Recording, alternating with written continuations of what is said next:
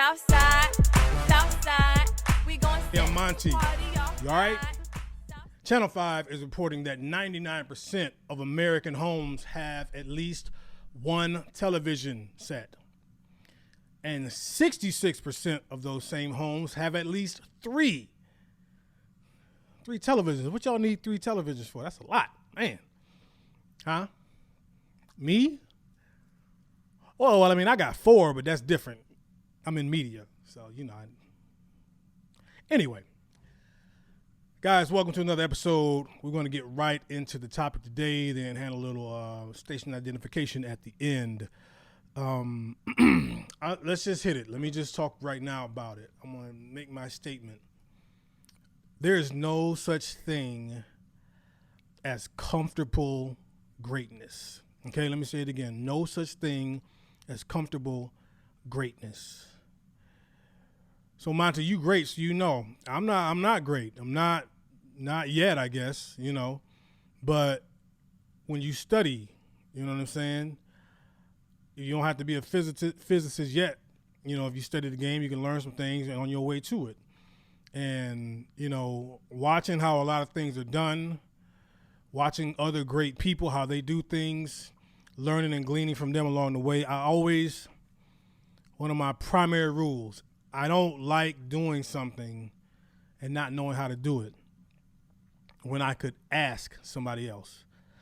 I got no problem asking for help. None at all. I prefer to ask for help. I hate starting to do something and I'm like, man, is there anybody I know that could maybe help me before I just do this? Because I don't want to do something for 3 hours when somebody could teach me how to do it in 30 minutes. You know what I'm saying? That's one of the beauties of YouTube. You know what I mean? YouTube now, just about anything, you trying to fix the handle on your door, you know what I'm saying, in your closet. YouTube's there. Somebody's doing a video showing you exactly what you need to do. You trying to find a part for your car. YouTube, you know what I'm saying?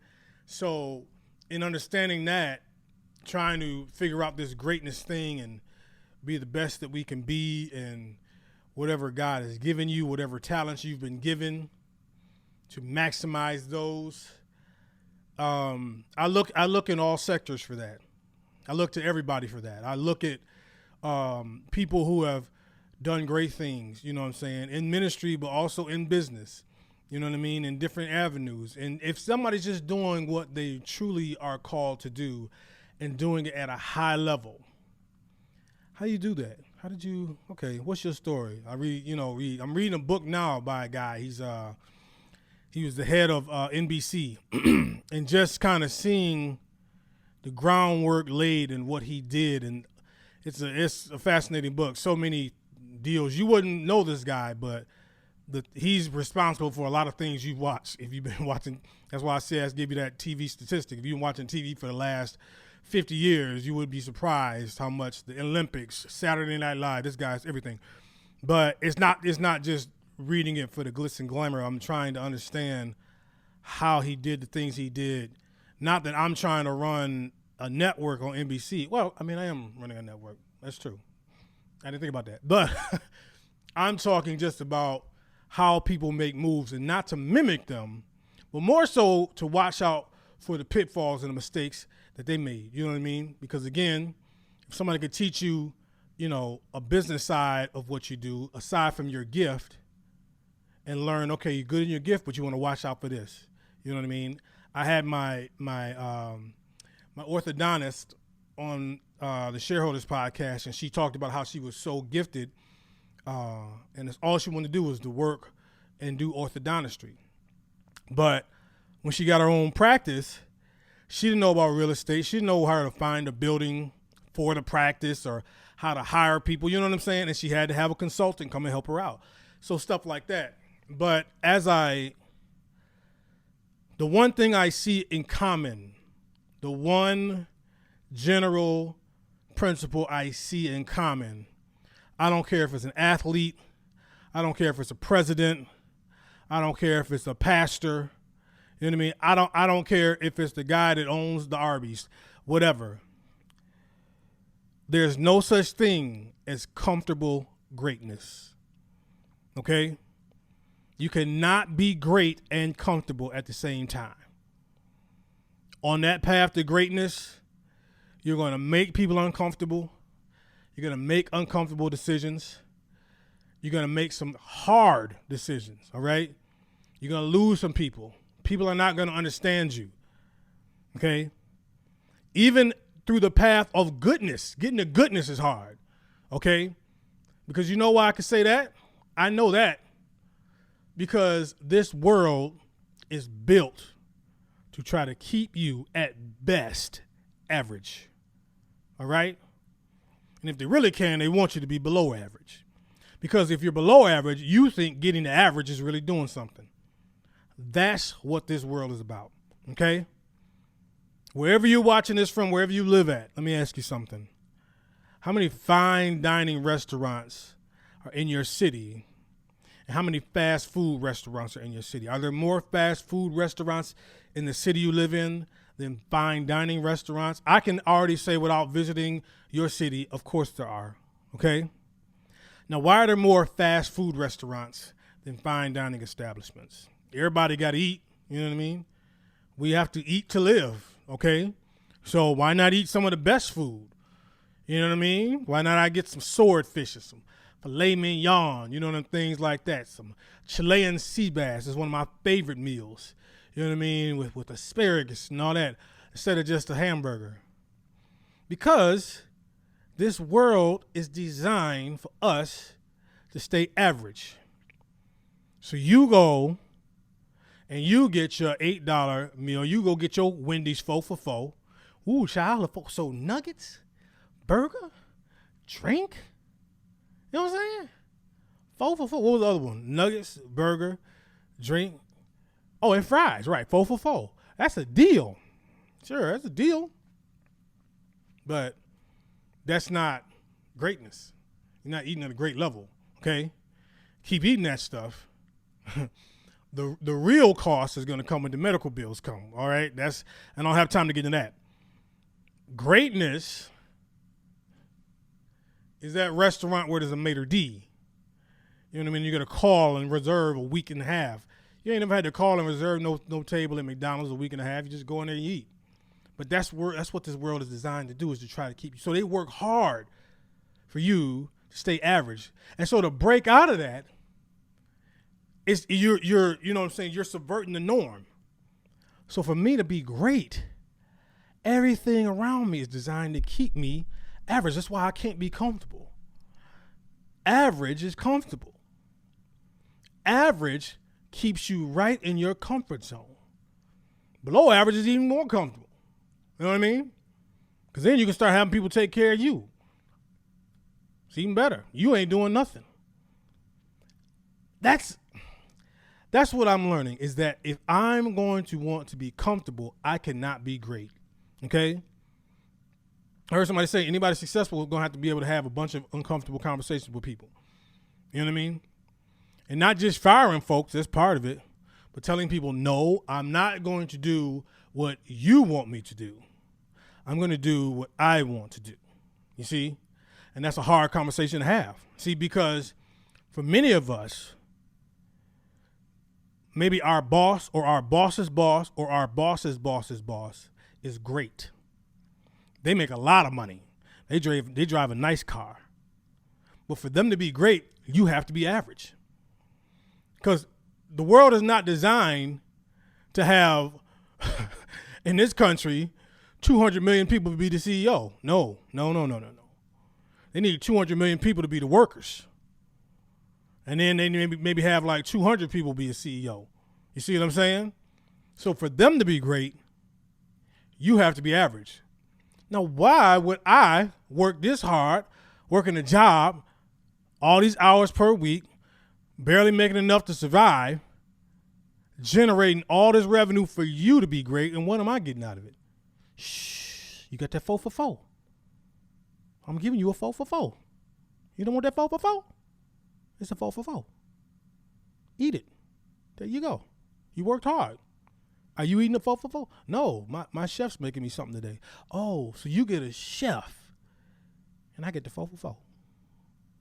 See, that's what greatness is. I mean, let's be real. For them to be great, you have to continue to be average. And if you want to be where they are, You in for a rude awakening if you think you're going to be comfortable doing that. Okay? Nobody great is totally comfortable. Do you know how many people are going to hate on you because you are trying to be great? You know how many people are going to talk about you? If you don't like people talking about you, then don't try to be great. They'll talk about you just being average. If they not average. If they're below average and you're average, they're going to talk about you then. But to be great, they're going to hate you. I mean, they will legitimately hate you because you're being great. You know why? Because they not great. That's the crazy part about it. A lot of times, people that are great, they don't talk about each other like that. Once you make it in the club, they welcome you in. Then you really get the keys. Then you see all the perks. And you're like, man, this being great is nice. But you got to break through. But if you're going to be great, you will literally be ostracized. Okay? Family, friends, coworkers, people that you know your whole life. Don't matter. Okay? Be at work and be one of the guys, one of the girls. And then say you want to try to go for a promotion. Watch how the looks change. Watch how the conversation changes. Because a lot of people are even scared to be great. Okay? And that's really what I'm getting at. There's a fear factor in this to be great. And that stops most people. That's enough right there. Is the fear. I mean, if I leave my job and I try, how am I gonna live? How am I gonna survive? Blah, blah, blah, blah, blah, right? Now, God put in you something to be great. So why would God put something in you to be great and then have you fail? You know what I mean? Why would God put greatness in you and then when you set on the path of greatness, you be fearful and you fail? Then we look at God. God said, why are you fearing? I didn't tell you to fear. I told you to go. He said, I got you. But you're going to let fear and doubt come in. See, Peter feared on the water. Eve doubted in the garden. That's all it takes. You get subverted off track. But to be great, I just want you to know you cannot be comfortable.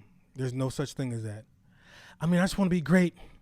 And I want all my friends to come with me and my mom and them. And I don't want to change anything up that I do right now, but I still, no, because that's what you're comfortable in. Being great means you might have to leave all of that. You might have to leave all of it just to be great. I'm not willing to be okay. And you know what? That's okay. All right. But I'm going to tell you right now, the next person that's trying, don't hold them up. Don't trip them up. If that's what you decide, don't resent that person that does it. Because you have no idea what they've got to go through to be great. All right? You have no idea. It's a lot. It's like you say, it's lonely at the top. It is a lot to get there. You talking like you've been there. I'm talking because I've seen people do it. And I've heard them tell me what it's like. God climbed the mountain, he come back down. If he tell me what it's like, I'm going to tell you what it's like. I'm going to tell you this is what he said. And then when I get up there, I'm going to probably say the same thing he did. All right? So mark the date in the calendar and I'll let you know. Okay? But studying this, seeing some things, even that I have to kind of recalibrate with myself. Let me be real. I was like, man, I was really trying to do this the comfortable way. I was really trying to do, not even the easy way. It's not like you're trying to cheat the game, but you just want to be comfortable. You don't want to ruffle feathers. I just don't want to, you know what I mean? You know, you don't want to, listen. My friend, he told me his father or his grandfather told him, he said he was trying to start on his own. He said, son, go ahead and do it. He said the plantation will always have you back. And there you go. The little job you feel you got to give up for greatness, you go back. They'll take you back. Them or the next person will. Same thing you could do. So you might as well try. You know what I mean? You might as well try. What you doing now, they can get other people to do it. They'll replace you, and then guess what? You can replace them. Cycle never ends. I got benefits. What benefits? Some dental. So you're not going to be great for a dental plan. You're going to look back over your life and say, yeah, like what you paying half of the copay for anyway, a dental plan. Really, that stopped your greatness. Some benefits. Those are not benefits. It's really what you're owed anyway, but that's another show. I'm gonna just tell you right now, those that want to be great, okay, it's gonna be uncomfortable. It's gonna be very uncomfortable. Matter of fact, if people ain't talking about you while you're trying to be great, you doing it wrong. Okay? Careful when all men speak well of you. Okay? You're doing it wrong. You probably need to calibrate something different. People need to question you. Somebody needs to say what you're doing is crazy. Yeah, that's crazy, bro. Sis, you wilding on that one. Perfect. That's exactly what I needed. Let me keep going. All right? It ain't going to make sense. It's not supposed to make sense to them because they're not called to do what you're supposed to do. That's why you got to stop telling everybody everything. They're not called to do what you're supposed to do. So when you tell it to them, it sounds like Chinese. You know what I mean? It's like a different language to them. They don't know what you're talking about. They can't wrap their head around it because it ain't even their business anyway. All right? Greatness, sometimes you want to share in greatness. Sometimes you're going to be lonely a lot of it. Okay? Again, this is what I've learned. This is what I'm trying to apply to myself. And I'm only telling y'all because maybe somebody else is going to get on that road. Okay? What everybody else is doing, you can always do that. But for you to do what you're really supposed to do, you got to really want it. I can't want it for you. You can't want it for me. You got to want this. You got to want it so bad it's really all you think about. You're not settled, okay, until you get it. That's what real greatness, folks, that's what they do. They don't feel right till they get there. They don't feel comfortable till they have it, till they achieve it. You know what I mean? It's you say driven. It's what drives them.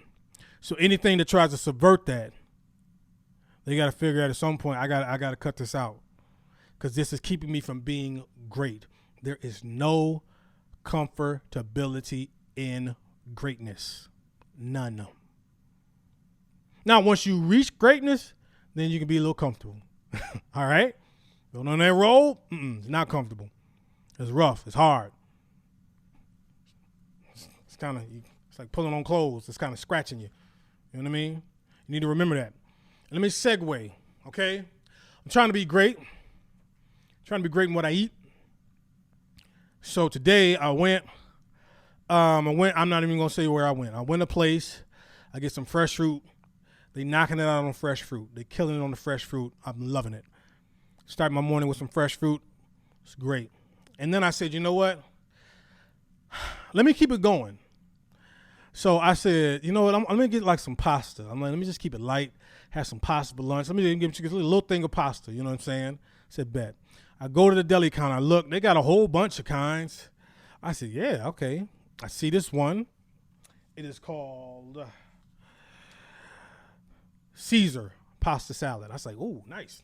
Never had it before. Let me try that. I say, give me a little thing of it. This is like a half, not even a pound, like half pound of it, perfect for lunch. So lady puts it in for me, takes it. All right, get it, good. Got it, it was on sale, even better. Get home lunch, bam, tear into it. Delicious, good flavor. You know what I mean? Pasta's nice and firm. It's great. And, they put the little sticker on it, with the price because they weigh it, close to a pound, half pound, whatever. So I remember that's why I broke the seal on it. I went to eating it. And then I remember I'm like eating it and I kind of look. And you ain't going to be able to see it good. I'm going to cover up who I bought this from, but, you can't really see this, but you see there's this tag here, and this tag goes under here, right? Now, the part I covered up was the price and the name of the place I got. The rest of the tag is a lot of writing. I looked on here. I'm just going to estimate.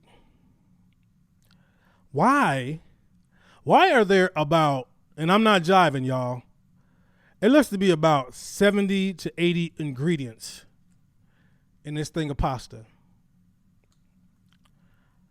Now, it's pre-made. She didn't make it. It was just sitting there in the case, the deli case. I looked in, I picked it out, Why are that many ingredients? And how hard is it to make pasta salad? You know what I'm saying? Take the pasta. You take some, whatever you want to put in it, some your spices, your mayo, whatever, however you want to do it. It shouldn't be that much. But there are things on here that I can't even. Cellulose. What? An anti-caking agent. Natamimchk. That's all I say. Natamimchk. I don't know what natamimchk is. You know what I'm saying? I mean, they're hydrogenized soy protein. What's happening, y'all? See, this ain't greatness. This is crazy. Why y'all got to put all this? How much time does it take to put all this in here? Y'all could have just made it from scratch regular. See, they want you to eat this stuff, but they ain't eating this stuff because this is crazy. I mean, I thought I was doing something good today. I thought I'm being healthy today. I was like, is these all ingredients on this thing? That's crazy. I mean, literally, it is just thiamine monotrate. Fam, what we doing here is pasta. Like that. See, this ain't greatness, man. This is not. Again, if I'm in the mood to eat some junk, okay, fine, I eat some junk. But I just wanted a little pasta for lunch today, and I got.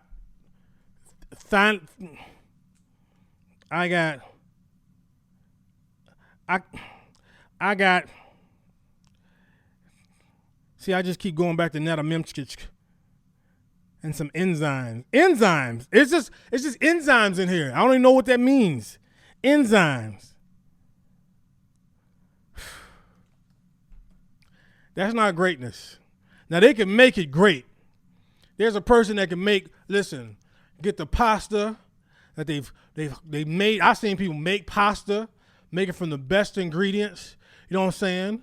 Make it with the right, put the right stuff in here. That it'll be about 6 ingredients. Period. That's it. And it'll be delicious. But that ain't what they want. They want me to take this average stuff. That's for greatness. You know what I mean? Well, it's gonna cost more. Let me decide what I want to pay for it, but y'all ain't even offering me that. Y'all give me this for pasta. Where the greatness pasta at? It ain't there. It ain't there, I promise you. You go to that place I went, when they put that thing on, they all gonna have this, and all of them are gonna have these long ingredients on there. That ain't greatness. You gotta go look hard for greatness. I might have to go to the farmer's market, make it myself. That'll be great. But man, see, you gotta watch that stuff. They are continually trying to keep us. You can't tell me all this stuff is good for you. When you can't, they say if you can't pronounce it, it's a problem. You see what I mean? How long have we been eating this stuff? I just happened to look at that today. I was about to tear this stuff up. Took a bite full. It was delicious. They don't want us to be great. See, I gotta work now. I gotta be uncomfortable. So I can't just go to the place right by me. I'm going to really go to the farmer's market. I might go Saturday. Find me some, some real stuff out the ground. Make the stuff myself. I might do that then. You know what I mean? It'll be a little uncomfortable, but that's what greatness is. Having somebody else do it for you. Okay, now I bought this, so somebody making some big money off of this. We trickle up, somebody making a good living, somebody driving a nice car, selling this stuff, selling non-greatness to people and expecting us to enjoy it. But there you go, case in point right there. Guys, that is all for today. Remember though, ain't no comfortability in greatness, ain't none, okay? I want you to remember that, let that stay with you. This is the Mighty Sharp Network. Keep supporting us, keep following us, man. Subscribe, like, send it to a couple of more people that are on the road to greatness, man. We love to hear some testimonies about it, all right? You always know what to do. Be blessed. Stay sharp. We gonna set this party off right. Bob Dylan said it. He said something that will make you go, oh, that's legit. He said, can y'all even hear your father calling? You better recognize his voice and hear that warning. Yeah. Don't end up like Jezebel. Oh, your brother.